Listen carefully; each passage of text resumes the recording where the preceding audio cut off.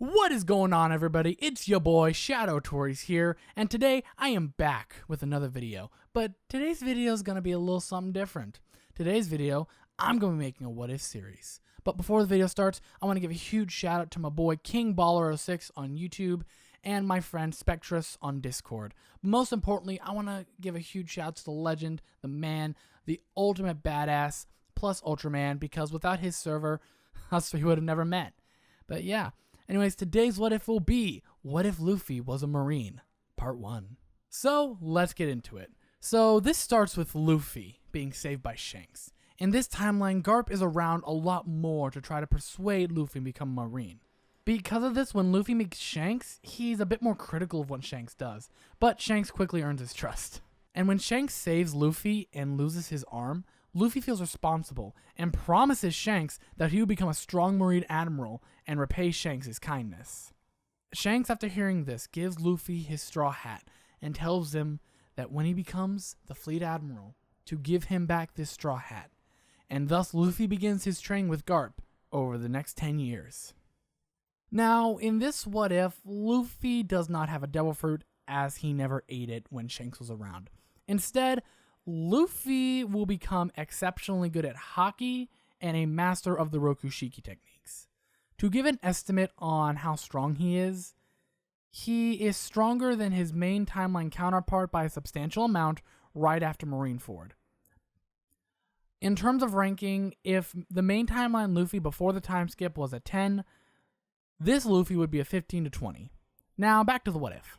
After his training with Garp and other Marines, Luffy would make a request to form his own crew of Marines, and Garp would allow this, dubbing them the Straw Hat Corps, or the SHC. So Luffy sets out on his adventure, and during this adventure, he would run to Alvida and her band, attempting to rob a ship. Luffy would board her ship and defeat Alvida and her crew, but would meet an interesting young boy. This boy was Kobe. After hearing Kobe's resolve to become Marine, Luffy decides to induct him into the Straw Hat Corps, and together they would begin sailing to Shelltown to restock on supplies. Luffy and Kobe arrive at Shelltown and begin heading towards the Marine base there. However, when they arrive, they find a little girl being harassed by Helmeppo. After investigating, they find that the girl is trying to feed a man who is hung up. And after asking why he was hung up, they find out after kicking Helmeppo's dog and beating up Helmeppo, he must stay there for about a month. Luffy, after hearing this, wants to go talk to Morgan about the young swordsman, and Luffy would threaten Morgan to keep his son in line and would head for the town to get some food.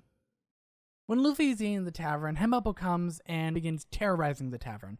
However, Luffy gets up and punches Helmeppo in the face, which causes Helmeppo to report him to his father. Luffy, having enough of this, goes to free Zoro and beat up Morgan. Zoro, after seeing Luffy's dedication and how strong he is, he decides to join up with Luffy on one condition, that he would get to meet the greatest swordsman in the world. And Luffy would agree to this.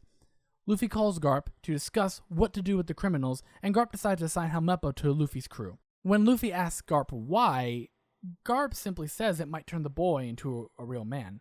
Then Luffy asks, what will be done with Morgan? And that is where we'll end this episode here. And again, I'd like to give a huge shout out to my boy King Baller06 on YouTube and my friend Spectrus on Discord for helping me put together the script. I hope you guys enjoyed. If you did, remember to like, comment, don't forget to subscribe, and I'll see you guys in the next video. This is Shadow Tories, and I'll see you guys later.